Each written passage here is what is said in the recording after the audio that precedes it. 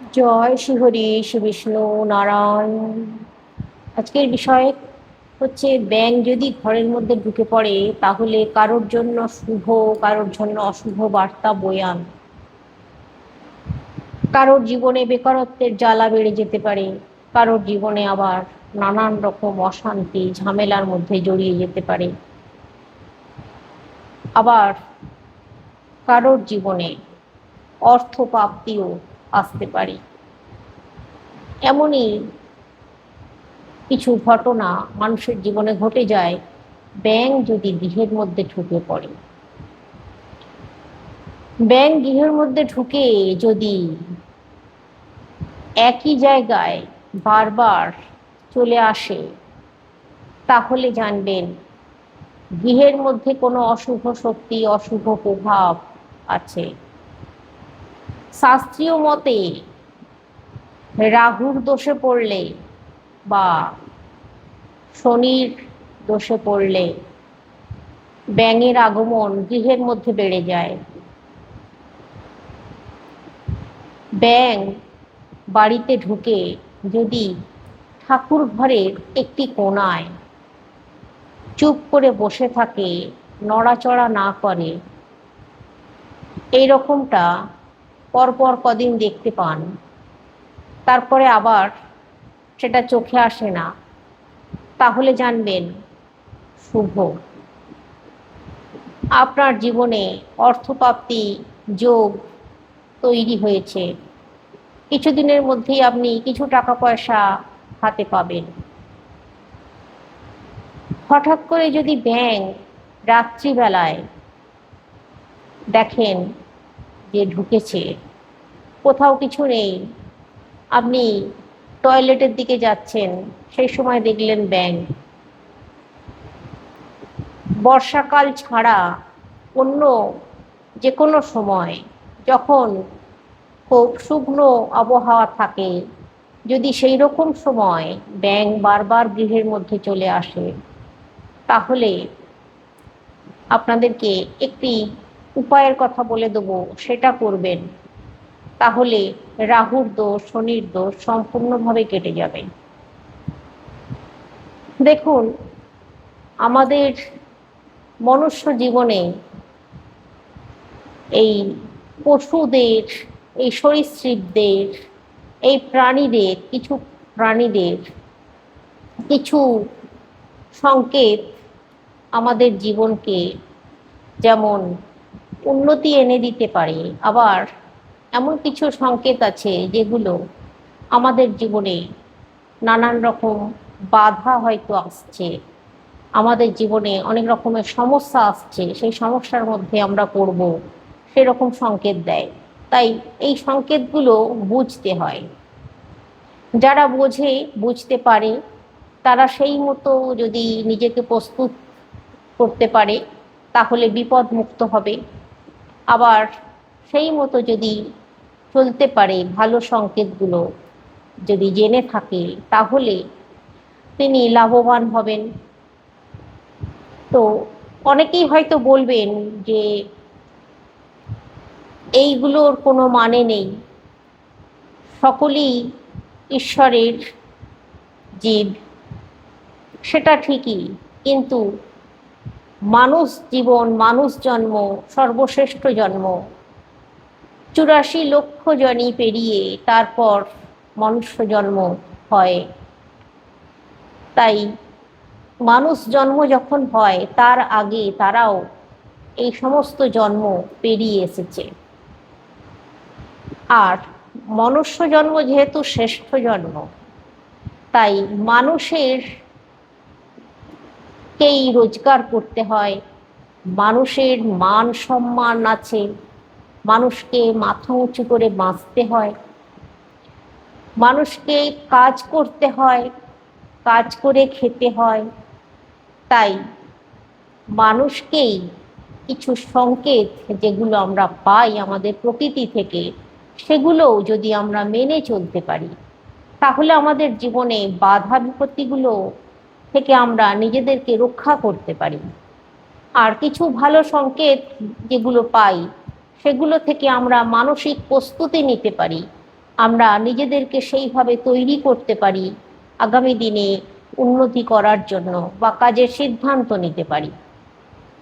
তো আজকে যে বিষয়ে আলোচনা হচ্ছে ব্যাঙের বিষয়ে,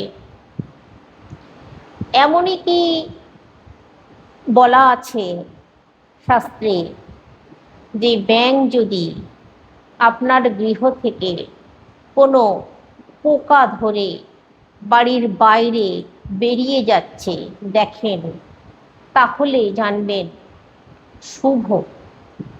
আপনার গৃহ থেকে যত রকমের খারাপ জিনিস আছে, নেগেটিভিটি আছে, সেগুলো আপনার গৃহ থেকে বেরিয়ে গেল জানবেন। আপনার গৃহ শান্ত হবে, আপনি কাজের সিদ্ধান্তও নিতে পারবেন। এবার বলবো, যদি দেখেন আপনার মেন গেট দিয়ে, সদর দরজা দিয়ে কোনো ব্যাঙ ভেতরে ঢুকছে, আপনার ঘরের ভেতরে ঢুকছে, সোজা ঘরের ভেতরে ঢুকে যদি রান্নাঘরের দিকে যায়, রান্নাঘরের একটা কোণায় ঢুকে বসে যায়, যদি এই রকমটা বারবার দেখেন হয়ে যাচ্ছে, তাহলে কিন্তু খুব অশুভ জানবেন। তাই আপনারা এই ব্যাঙটাকে আলতো করে কাগজ দিয়ে ধরে বাইরে ছেড়ে দেবেন, মারবেন না যেন। এই আর ওই জায়গাটা যেখানে ব্যাঙ ঢুকছে বসছে, সেই জায়গাটা ভালো করে পরিষ্কার করে নিন, তারপর একটু গঙ্গা জলের ছিটে দিয়ে দেবেন। আপনারা যদি কোনো ধাতুর তৈরি ব্যাঙ বাড়িতে নিয়ে আসেন, সেই ব্যাঙের মুখে একটা আদুলি বা একটা 1 টাকার কয়েন দিয়ে দেবেন। ব্যাঙের মুখটা যেন হাঁ করা আছে সেই রকম দেখে আপনারা যদি নিয়ে আসতে পারেন, আর একটা 1 টাকার কয়েন ওই ব্যাঙের মুখে দিয়ে ওই ব্যাঙটাকে আপনাদের সদর দরজার মানে আপনি ডান হাতে, আপনার ডান হাতে রাখুন, ডান দিকে রাখুন, আর ওর মুখটাকে আপনার ঘরের দিকে রাখুন। ওই যে টাকাটা মুখে নিয়ে যেন ঘরের ভেতরে ঢুকছে। আপনারা সত্যি করে ব্যাঙের মুখে তো আর টাকা দিতে পারবেন না, তাই এইটা যদি করতে পারেন, আপনাদের গৃহে কোনোদিনও টাকা পয়সার অভাব হবে না। আপনাদের গৃহে প্রায়ই দেখবেন কিছু টাকা হাতে আসছে, অর্থপ্রাপ্তি হচ্ছে। এবার আপনাদের গৃহে যদি কোনো গর্ভবতী মহিলা থাকে আর সেই গৃহে যদি ব্যাঙ ঢুকে আওয়াজ করতে থাকে সব সময়, একটা ওদের ওদের যে আওয়াজ, সেই আওয়াজটা যদি করে, তাহলে এমন শাস্ত্রে কিছু বলা আছে যে ওই যে সন্তান জন্ম নেবে, ওই সন্তান খুব মেধাবী হবে, ওই সন্তান খুব উন্নত মস্তিষ্কের হবে। তবে যদি বারবার এরকম হয়ে যায়, ঘরের মধ্যে ব্যাঙ ঢোকা মোটেই ভালো জিনিস নয়। ব্যাঙ ঢোকা মানে সাপ ঢোকা, তাই চেষ্টা করতে হবে যাতে ঘরের মধ্যে না ব্যাঙ ঢোকে। ঘরের মধ্যে ওই জন্য পরিষ্কার পরিচ্ছন্ন রাখার চেষ্টা করতে হয়। ব্যাঙ গৃহের মধ্যে ঢুকে যদি লাফিয়ে লাফিয়ে সিঁড়ির দিকে উঠে যাচ্ছে দেখেন, তাহলে কিন্তু খারাপ নয়, এটা ভালো জানবেন। আপনার জীবনে পদোন্নতি হবে, আপনার জীবনে ব্যবসায় উন্নতি হবে। এমনই কি বলা আছে যে আপনি লটারি লটারি পাওয়ারও সম্ভাবনা আছে যদি এমনটা দেখেন। তাই ওকে ও যতটা উঠতে চায় উঠে যাক। যদি দেখছেন আপনি যে লাফিয়ে লাফিয়ে ওপরের দিকে উঠে যাচ্ছে, তাহলে ওকে উঠতে দিন, ওপরের দিকে উঠে যাক। তারপর আপনারা ধরে বাইরের দিকে ছেড়ে দিয়ে আসবেন। কিন্তু এই যে দেখলেন আপনার সিঁড়ি দিয়ে ওপরের দিকে উঠছে, এটা কিন্তু আপনার জন্য অত্যন্তই শুভ। এবার আপনাদেরকে বলি, ব্যাঙ আপনার গৃহে ঢুকেছে, আপনি রাত্রিবেলা ঘুম থেকে উঠে নামার সময় ব্যাঙের উপরে পা দিয়ে দিলেন। এটা কে অনেকে অশুভ বলে, আবার অনেকে শুভ বলে। এই জিনিসটা কিন্তু অশুভ নয়, এটা শুভই। তবে ভয় পেয়ে আঁতকে ওঠে অনেকে। ভয় পাবেন না, ভয় পাবার কিছু নেই। যদি এমন ঘটনা ঘটে যায় জানবেন শুভ। তবে এবার ওই ব্যাঙটা যদি ভয় পেয়ে চলে যায় বাইরের দিকে তাহলে ভালো। আর যদি ওই ব্যাঙটা আবার আপনার ঘরেই থেকে যায় তাহলে কিন্তু মোটেই ভালো নয়। দেখুন, লক্ষ্য রাখুন যেন ব্যাঙটা বাইরের দিকে চলে যায়, সেটা খেয়াল রাখুন। এবার যেটা বলবো, আপনাদের গৃহে মানে ওই যে বললাম বর্ষাকাল নয়, স্যাঁতসেঁতে নয়, শুকনো খটখটে, তা সত্ত্বেও বারবার গৃহের মধ্যে ব্যাঙ চলে আসছে। এটা কিন্তু বারবার গৃহের মধ্যে ব্যাঙ চলে আসাটা মোটেই তো ভালো নয়। রাহু শনির দোষ লাগে, আর নিশ্চয়ই সেই দোষে আপনারা পড়ে আছেন, তাই এমনটা বারবার হচ্ছে আপনাদের সঙ্গে। ব্যাঙ চলে আসছে বারবার গৃহের মধ্যে। আপনারা না চাইতেও পরিষ্কার পরিচ্ছন্ন রেখেছেন, তা সত্ত্বেও চলে আসছে, কোনো না কোনো দিক দিয়ে চলে আসছে। আপনারা এই কাজটা করবেন। এই কাজটা করবেন কি, আপনারা নেবেন একটু ধুনো নেবেন আর লবঙ্গ নেবেন। ধুনো, লবঙ্গ আর কর্পূর, একটু ঘি আর একটু তিল, কালো তিল নিতে হবে। কালো তিল, ঘি, কর্পূর, ধুনো আর লবঙ্গ, এই 5টা জিনিস একসঙ্গে মিশিয়ে নেবেন। নিয়ে, আর কর্পূর আপনাদেরকে বলি, ওটা আপনারা গুঁড়ো করে নিতে পারেন বা গোটা থাকলেও অসুবিধে নাই, কিন্তু একসঙ্গে মিশিয়ে নিন। মিশিয়ে নিয়ে একটু জ্বলন্ত আগুন করবেন। কোনো কাঠ দিয়েও করতে পারেন বা ছোবড়া দিয়েও জেলে একটু আগুন করতে পারেন। আর একটু জ্বলন্ত আগুন, বেশ জ্বলবে আগুনটা। আপনার বাড়ির সামনে বা সদর দরজার সামনে করতে পারেন, আপনারা আপনাদের বাড়ির ছাদে করতে পারেন। মোটামুটি একটু ফাঁকা জায়গায় করলে বেশি ভালো হয়। আপনাদের মানে বাড়ির সামনে আশেপাশে ফাঁকা জায়গায় করলে বেশি ভালো হবে। জ্বালিয়ে দিলেন। আপনি একটা মাটির সরা নিতে পারেন, তাতেও একটু আগুন জ্বালাতে পারেন। তার উপরে ওই সমস্ত জিনিসগুলোকে দিয়ে দিন, যেন ওগুলো জ্বলে যায় যেন।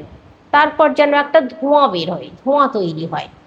এরকম অবস্থায় আপনারা ওই জিনিসটা মানে জ্বালান। দেখবেন কিছুদিনের মধ্যে আপনারা মোটামুটি বুঝতে পারবেন যে আপনাদের যে খারাপ ব্যাপারগুলো চলছিল, রাহুর দোষে আপনারা ভুগছিলেন, সেগুলো আস্তে আস্তে কেটে যাবে। বা শনির দোষে ভুগছিলেন, আস্তে আস্তে কেটে যাবে।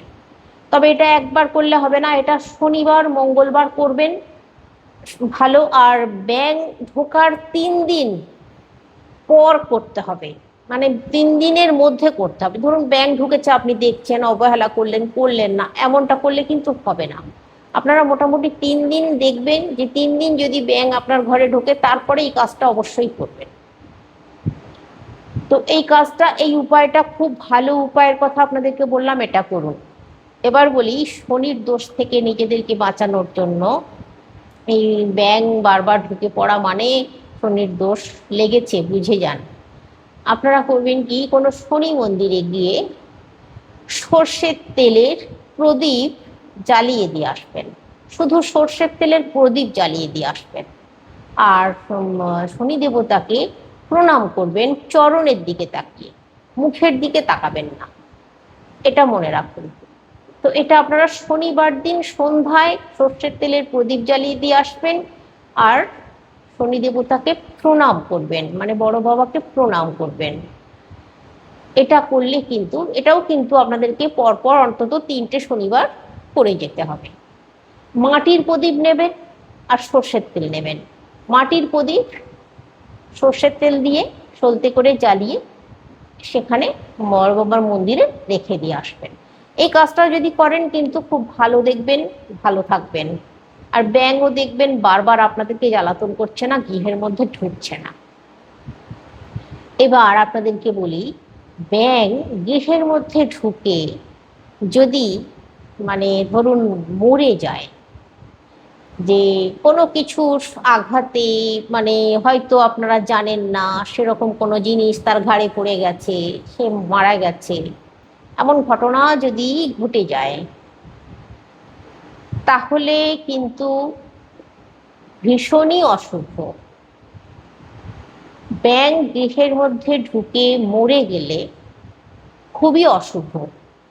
তাই খেয়াল রাখতে হয়, ব্যাঙ গৃহের মধ্যে ঢুকলে কাগজ দিয়ে বা কাপড় দিয়ে ধরে হাত না লাগিয়ে বাইরে ছেড়ে দিতে হয়, বাইরে ফেলে দিতে হয়। এটা খেয়াল রাখতে হয়। ব্যাঙ গৃহের মধ্যে ঢুকে মরে যাওয়া মানে আপনাদের গৃহে অর্থ অর্থের টানাটানি চলে আসতে পারে, এমনকি ঋণ ধার দেনা বেড়ে যেতে পারে, গৃহের মানুষ অসুস্থ হয়ে যেতে পারে, এরকম ঘটনা কিন্তু ঘটে যেতে পারে। তারপর ব্যাঙ গৃহের মধ্যে ঢুকে একটা নির্দিষ্ট জায়গায় বারবার চলে আসে, আর ঠিক সেই জায়গাটাতেই সম্পূর্ণভাবে বাসা তৈরি করে, সেইখানেই থেকে যায়। এটা কিন্তু ভালো জিনিস নয়। সেই একই জায়গায় বারবার ঢুকছে আর একই জায়গায় থেকে যাচ্ছে, আর আপনারা সেটাকে কিছুই করতে পারছেন না। অবশ্যই খেয়াল রাখুন, যদি এরকম ঘটনা ঘটে যায়, তাহলে গৃহের মধ্যে বেকারত্ব বেড়ে যাবে। গৃহের মধ্যে যে আয় উন্নতি, বা গৃহের মধ্যে যিনি কর্তা ব্যক্তি, যিনি রোজগার করেন, তার আয় উন্নতি কমে যাবে। আপনারা আপনাদের গৃহে সুস্থভাবে থাকতে পারবেন না, একটা আতঙ্কে ভুগবেন, একটা ভয় আপনাকে তাড়া করে বেড়াবে। তারপর আপনারা আপনাদের গৃহে দেখবেন স্বামী স্ত্রীর মধ্যে ঝঞ্ঝট ঝামেলা অশান্তি লেগে যাচ্ছে, ছেলে মেয়ে সংসারে একটা আলাদা ঝামেলার বাতাবরণ তৈরি হয়ে যাচ্ছে, রাস্তাঘাটেও মানুষজনের সঙ্গে ঝামেলা বেড়ে যেতে পারে। এইরকম এতগুলো ঘটনা কিন্তু ঘটে যেতে পারে। ব্যাঙ গৃহের মধ্যে ঢুকে যদি নির্দিষ্ট স্থানে বারবার চলে আসে, বারবার সেই জায়গাটাতেই স্থায়ীভাবে থেকে যেতে চায়, তাহলে কিন্তু খুবই খারাপ।